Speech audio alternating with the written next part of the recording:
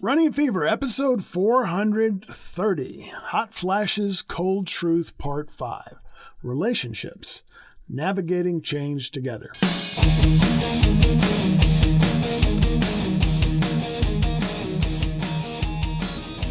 Welcome to Running a Fever, a show about fitness, diet, and medicine. My name is Michael Davis, and my goal is to live a long, healthy, happy, active life, right up to the very end. Well, it's our birthday. Believe it or not, we've been running a fever for 8 years now, and this episode is the first of our 9th year. Yes, the anniversary date is 2 days ago, November 17. Back in 2017, we started with literally a walk in the park, and 430 episodes later, we can look back on a wealth of information and the sharing of my health journey over the long term. Tom Rohr, the CEO of Padua Media, which is the parent organization of our podcast network, was kind enough to send these words of congratulation. Congratulations, Michael. 8 years of running a fever, and you're still going strong without needing a cold compress. Hundreds of episodes later, you've proven endurance isn't just about miles, it's about motivation, missteps, and mastering the art of talking while slightly out of breath. You've inspired us all to get off the couch, eventually, and chase our own finish lines, or at least the remote. Here's to many more miles, laughs, and perfectly timed podcast wisdom. Keep running toward greatness, my friend, and remember, sweating counts as multitasking. Thanks, Tom. Well, there you go. After 8 years, it continues to be a blast for me, and I hope you've enjoyed it too. And for those of you who have been with me from the very start, thank you from the bottom of my heart. You inspire me to keep going. Well, this series on menopause is well on its way now. What do you think? Leave a comment on YouTube or on the blog at runningafever.com. I'd really like to know what you think and if this is helping anyone get through menopause or maybe help a friend to get through it. We're in the 5th of this series of 6 episodes, and this time we're talking about relationships and how they can be impacted when a person goes through the change. We'll include some personal stories, of course, and coping tips to get through this important time successfully.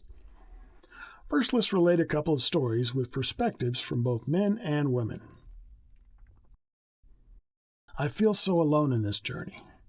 Not only do I have to suffer with these symptoms, low mood, hot flashes, anxiety, irritability, etc., but I also feel like I am a constant disappointment to my husband.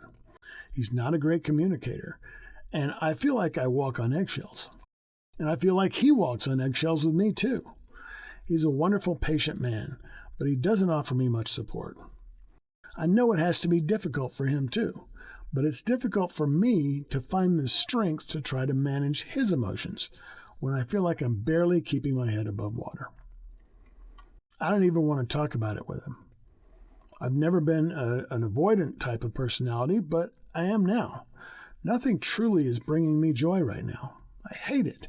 Does it ever get better? That's from Mabel and Lace.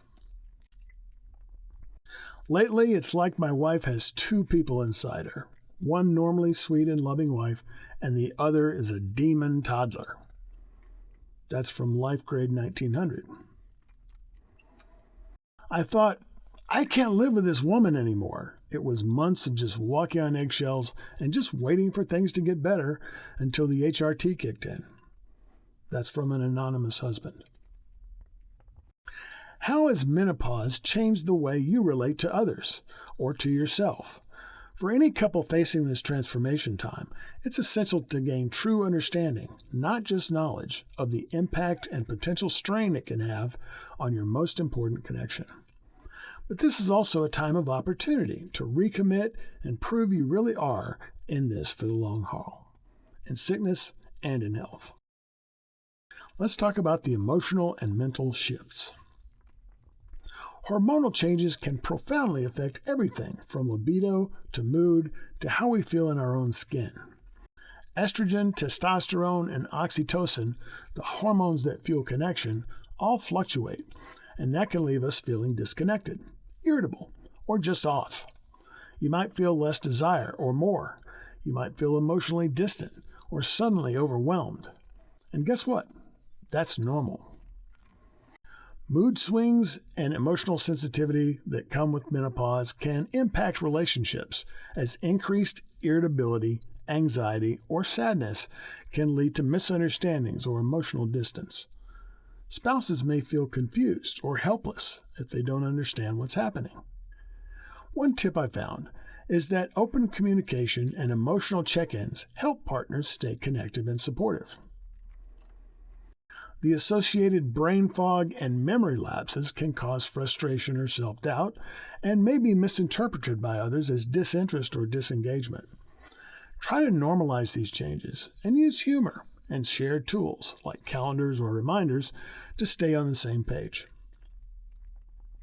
Identity shifts can occur, as menopause often coincides with other life transitions, aging parents, grown children, career changes, prompting deep reflection on who you are. A person may question their role, desires, or purpose, which can lead to tension or growth in a relationship, depending on how it's navigated.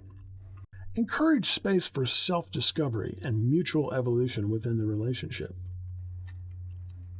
Many people feel a strong urge to reclaim personal space, passions, or independence during menopause. This can be empowering, but may also feel threatening to partners if not communicated clearly.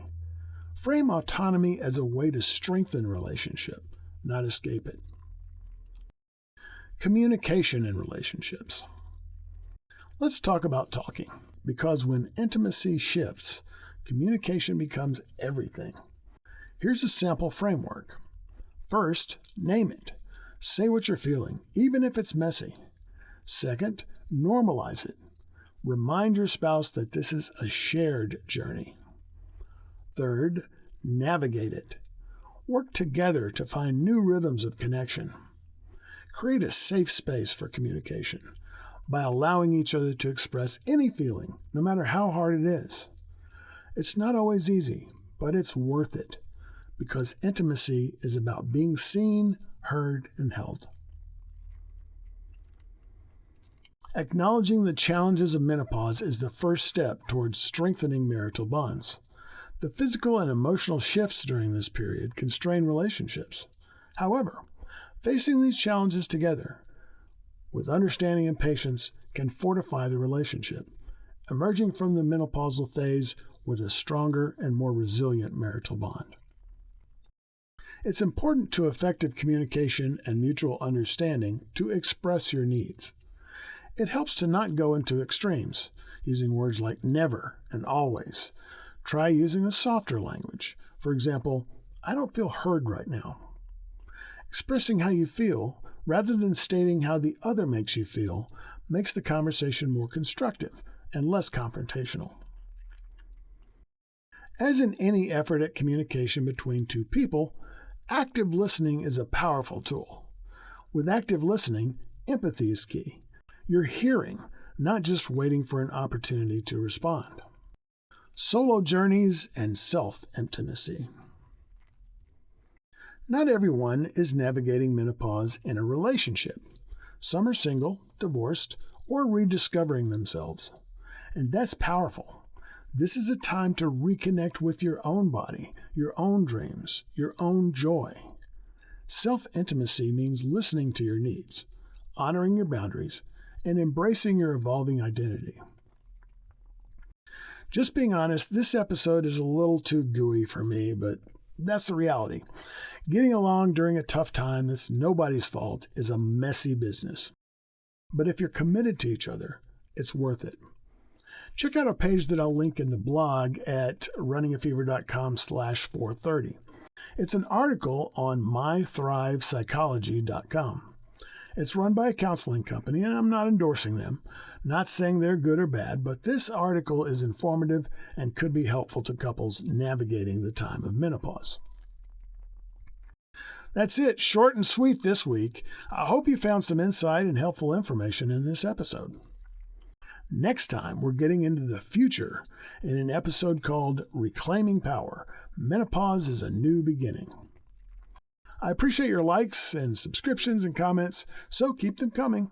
And remember, if you've got the fever, keep it burning. And if you don't, catch the fever.